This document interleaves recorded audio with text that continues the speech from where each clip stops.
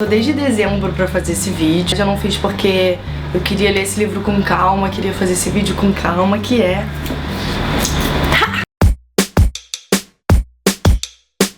A República das Abelhas, Rodrigo Lacerda. É um livro que eu achei... Sabe aquele livrinho de sebo? Assim, vou dar uma olhada. Tá esperando alguém? Tá esperando alguém, a pessoa tá atrasada, você vai entrar no sebo? Então, esse foi um deles, acho que foi, sei lá, 5 ou 10 reais. Adorei a capa e adorei o título. É uma história, um romance histórico, e falei, vou investir. Uma das coisas que mais me atraiu nesse livro é que o livro é escrito pelo Rodrigo Lacerda, que é neto do Carlos Lacerda. E ele é historiador, ele é doutor em História pela USP. Isso já me deixou muito encantada, porque ele é uma pessoa formada em História, em Humanas, e resolveu escrever um romance histórico a respeito do avô, que enfim, que é um ícone da política brasileira. Rodrigo Lacerda disse que não gosta muito da ideia de ser um romance histórico, porque eu até gostei da declaração dele, que ele disse que todo livro de história tem uma certa ficção, e então, de alguma maneira, todos os livros de história são um romance histórico, mas, claro, esse é um caso de ficção mesmo, porque ele reconstrói a história do avô, do Carlos Lacerda, de uma maneira super interessante. O livro começa com Carlos Lacerda morto, né? Carlos Lacerda morreu de ataque cardíaco, e ele começa com o Carlos Lacerda morto, contando em primeira pessoa a história do velório, como ele morreu, a situação dele tá morto, e daí a partir daí ele começa a voltar no passado pra contar pra gente toda a história política dele entre 30 e 60, e especialmente falar um pouco do avô e do pai, né? O Carlos Lacerda tem uma família o Sebastião Lacerda, que era o avô dele, foi ministro do transporte, governo de Prudente de Moraes. O pai dele, Maurício Lacerda, era um cara do Partido Comunista, foi deputado, enfim. A trajetória política do Carlos Lacerda é muito interessante, né? Todo mundo se lembra do Carlos Lacerda, especialmente pela oposição, né, do Getúlio.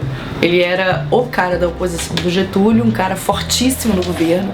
Ele foi deputado, foi vereador e chegou a ser governador do estado da Guanabara, aqui no Rio, depois da morte de Getúlio. E ele era um cara muito conhecido pela oratória, né?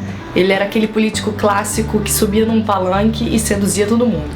Então eu lembro muito, a galera, a gente falou num vídeo aqui, que a galera, foi no vídeo da Anne Frank, que a galera ama falar de Segunda Guerra, né? E é verdade. Mas a galera também ama falar do governo de Getúlio, né? Então o Carlos Lacerda, por isso, foi um cara super importante. Eu me lembro que acho que foi no filme, né? No filme do Getúlio, que foi protagonizado pelo Tony Ramos, era o Alexandre Borges. Eu me lembro muito, quando eu lembro do Carlos Lacerda, eu lembro do Alexandre Borges. É tipo o Aquiles lembra do Brad Pitt. Aliás, é um filme muito legal, assim.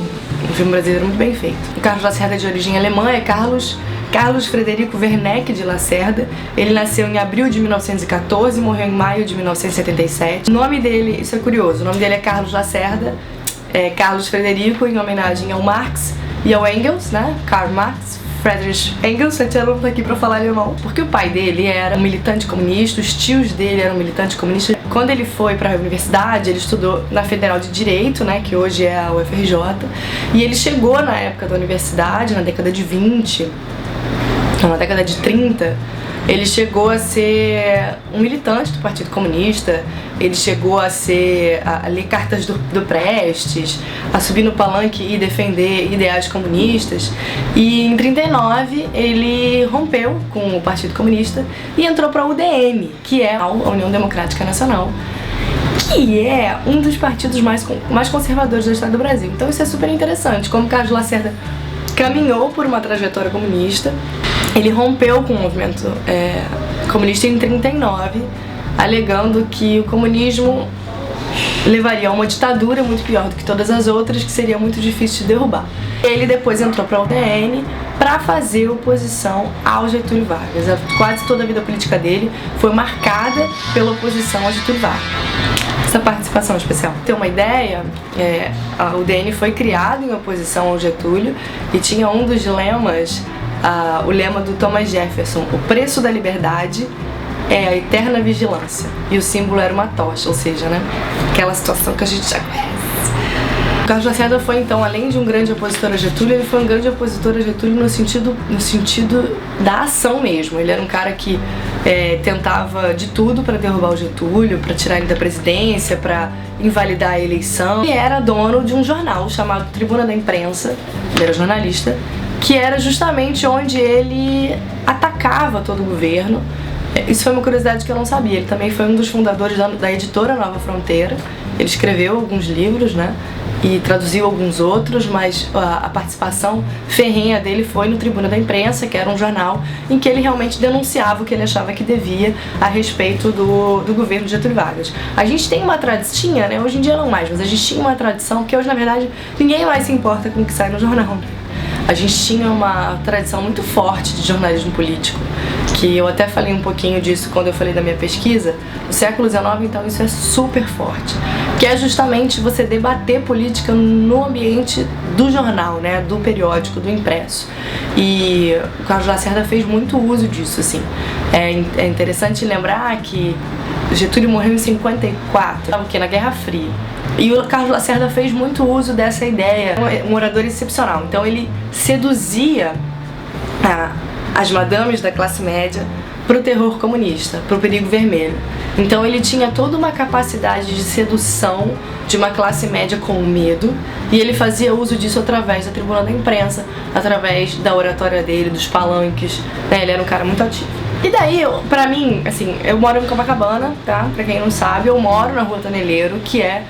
Eu não sei se isso é no Brasil inteiro, mas aqui no Rio é bem forte esse lance do atentado da Toneleiro, né? A Toneleiro é uma rua em Copacabana, que é paralela à Nossa Senhora de Copacabana, que é uma das mais famosas. E rolou, né, todo mundo sabe, o atentado da Toneleiro, que foi um dos estopins para o suicídio do Vargas, que foi justamente um atentado à vida do Carlos Lacerda. E ele tinha um segurança, o Carlos Lacerda tinha um segurança chamado Rubem Major Vaz, que foi levar ele em casa. Assim, o prédio é super bonito, é o 180. Se alguém estiver passando por aqui, eu tô no Toneleiro 180.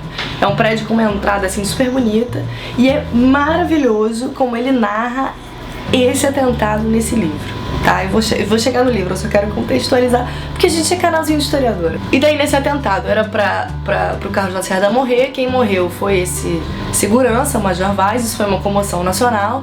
Carlos Lacerda levou um tiro de raspão no pé e usou isso absurdamente na imprensa, usou muito a morte do Major Vaz, um homem de família, aquela coisa toda, pra colocar isso na imprensa. E depois, através de investigação, se descobriu que o Gregório Fortunato, que era o braço direito do Getúlio, estava envolvido nisso. Até hoje tem uma grande discussão se Getúlio sabia, se Getúlio mandou investigar desse atentado, e entendeu-se que a autoria do atentado foi do Gregório Fortunato e do Benjamin Vargas, que era o irmão do Getúlio Vargas, e isso começou a trazer um problema muito sério para o governo do Getúlio. Isso foi em 5 de agosto de 54, ele se suicidou em 24 de agosto. Obviamente não por isso, mas isso foi um dos estopins, tá? Esse filme que eu te falei, que o Tony Ramos é protagonista, que se chama Getúlio, eu super indico nesse sentido para quem quer entender um pouco mais. Se mostra muito a época da crise do governo do Getúlio, é bem interessante. E o Tony Ramos, apesar de, enfim, tá muito legal. Esse filme, apesar de ser da Globo, é um filme muito legal. Eu gostei muito. E eu não sou muito de gostar de filme assim, não. Existe uma série maravilhosa, eu tenho aqui em DVD em algum lugar, que se chama Gosto, que não fala do governo Vargas, mas fala dos bastidores, dos bastidores jornalísticos. Muito legal também. Eu não sei como é que faz pra ter acesso a essa série. Eu tenho ela por aqui, quem sabe a gente até... Tem como trocar a série nos clubes, gente? Não sei. O Getúlio se suicida com um tiro no peito, com aquela famosa frase: saio da vida pra entrar na história. Todo o suicídio do Vargas rolou um frisson, né? Uma opinião pública bizarra. E o Carlos Lacerda, evidentemente, que se aproveitou disso. Aí rolou uma eleição, quem ganhou foi JK, com o vice Jango, né? João Goulart, Celino Kubitschek Jango. E o Carlos Lacerda fez de tudo pra evitar essa eleição, disse que era uma eleição irregular, enfim. E daí o Carlos Lacerda até se exilou em Cuba por um tempo, nesse período conturbado. Ele era um cara muito visado, ele começou a criticar a eleição do JK, criticar a construção de Brasília, ele era um cara muito contra tudo isso. Em 1960 até 1965 ele foi governador do estado de Guanabara, que é o estado do Rio de Janeiro, e é legal porque ele fez muita coisa pela cidade, pelo estado, né? Muito, pra quem conhece o Rio, Santa Bárbara, o Rebouças, o Parque do Flamengo, a Cidade de Deus, a Vila Kennedy, investiu muito em saneamento básico, em tratamento de água, ele criou o Parque da Catacumba. Enfim, isso foi ele foi governador da Guanabara entre 60 e 65, o golpe foi em 64, ele foi um dos grandes líderes civis do golpe em 64, e em 66 ele falou, gente, de repente não, quando o Castelo Branco assumiu, ele resolveu retirar todo o seu apoio ao golpe, lembrando que ele era um cara super conservador, quem estava no governo era o Jango, né, João Goulart, que se entendia o Jango como um cara comunista, porque ele tinha uma proposta de reforma agrária, o que é uma grande loucura, porque Jango era proprietário de terra, enfim, mas não importa. E daí ele era um perigo, né, durante a Guerra Fria, a gente está em 60, a Guerra Fria bombando, comunismo, capitalismo, o Jango era um grande perigo, se construiu que ele era um grande perigo, evidentemente, e daí muita gente apoiou o golpe de 64, entendendo que o golpe era uma solução paliativa. A galera vai invadir, a gente vai organizar e a gente volta pra democracia. Muita gente entendeu que ia ser assim, só que não aconteceu, né? A gente viveu 20 anos aí de ditadura militar, e em 66 o Carlos Lacerda retirou então esse apoio quando Castelo Branco subiu ao poder, dizendo justamente que essa ditadura estava permanente demais e que isso não fazia sentido. Porque para ele fazer a oposição ao golpe, ele se uniu a dois grandes inimigos, que é o Jango e o JK. Eles fizeram a Frente Ampla em 63, que era um movimento de resistência ao regime militar, que era liderada por ele, JK e Jango. Depois ele foi caçado, foi preso e foi solto, e enfim, daí ele morreu em 77 de ataque cardíaco. E a gente tem aí uma longa história do Carlos Lacerda, que eu ainda acho que a gente até estuda pouco, assim, né, na escola. Ele é muito mais visto como o opositor a Getúlio do que efetivamente como um político individual, né? E daí esse livro, né? E daí por isso, pra mim, foi muito legal ler esse livro. Essa época do Getúlio é uma época muito interessante politicamente. Não necessariamente o Getúlio, né? Mas tudo que envolve o governo do Getúlio, toda a revolução que foi, tudo que ele implementou e toda a oposição. Eu acho assim, esse jornalismo de oposição política no Brasil é riquíssimo, é riquíssimo. A gente tem um material, isso tem tudo, gente, num site, a gente pode até deixar aqui, da Biblioteca Nacional chamada Hemeroteca, que tá tudo digitalizado. É uma das coisas mais divertidas que tem, parece papo de historiador, mas não é, porque eu nem sou dessas, mas assim, uma das coisas mais divertidas que tem é ler jornal. Porque a galera, assim, é um tiro, que tiro foi esse? É um tiro atrás do outro, entendeu? É um Twitter no periódico, é maravilhoso. E eles não tinham mapas na língua, né, que eu acho que é a coisa mais legal, né, que hoje a gente tem muito essa coisa do aí se alia, aí não se alia, não sei o que, aquela época não tinha isso não, a galera dava tiro e acabou. E daí esse livro, por que eu achei tão maravilhoso? Porque assim, quando eu vi que ele era neto, não me afastou do livro, mas me encantou ainda mais, porque eu pensei, o que ele vai fazer, né? O Carlos Lacerda é uma figura muito controversa, ele era um cara que dizia que gostava do poder, e a política era só uma maneira de chegar ao poder, ele não gostava da política, ele era um orador excepcional, então ele era um cara muito controverso. Construiu toda uma narrativa de uma reconstrução da história do Carlos Lacerda a partir do Carlos Lacerda. Ele tá no caixão, né, olhando tudo aquilo e refletindo sobre o passado. Ele narra, ele não fala da época que ele era governador, ele fala mais da época do Getúlio e do pai e do avô, da trajetória política, e é interessante pra caramba. O atentado da Toneleiro nesse livro, eu achei uma das coisas mais legais, porque ele conta todos os processos que poderiam dar errado pra ele morrer. Se ele tivesse pisado no degrau, ele teria morrido. Ele conta que o Major Vaz estava apressado pra voltar pra casa porque o filho dele estava em casa e ele queria ver o filho dele logo, então ele não seguiu o protocolo. E daí porque ele não seguiu o protocolo, ele levou, sabe? É muito legal. E eu achei que o livro humanizou um pouco o Carlos Lacerda, porque a gente também tem uma ode ao Getúlio aqui no Brasil. Hoje eu não sei se mais, né, mas a gente teve por muito tempo. E o Carlos Lacerda, então, como ele era um opositor, ele não necessariamente foi um cara muito querido. E eu não tô defendendo o Carlos Lacerda não, mas eu acho que é interessante ver um cara que a gente viu tão demonizado de certa maneira, mas humano. E eu achei isso muito maravilhoso. Agora, o que é mais maravilhoso neste livro, Rodrigo do Céu, é porque ele mistura história no sentido da narrativa da história, da teoria da história, com a história. Aí no meio ele conta, ele fala, mas se tivesse história oral, mas a narrativa da história. Cara, assim, tá tudo marcadinho, ele tem uma porrada de frases de efeito, é uma coisa maravilhosa. Escreveu alguns livros de memória e traduziu mais de 30 livros, entre eles Tolstói e Shakespeare. Ou seja, não era pouca coisa, né? Não. Eu amei, porque Eu tava lendo num artigo, que é inclusive, que eu achei maravilhoso, muito bem escrito, do Fernando Schiller, que o Rodrigo Lacerda descreve o avô como um cara que não conseguia aceitar o mais ou menos na terra do mais ou menos, porque justamente a gente ainda estava construindo um país num ambiente político controverso, então assim, a gente estava se construindo e ele não aceitava isso. Enfim, e daí esse livro é sensacional, eu super recomendo, ele é grande, e assim, ele não é necessariamente um livro fácil, mas sabe aquele... é tipo Ken Follett, assim, você entra nesse período e você mergulha e você aprende coisa pra caramba.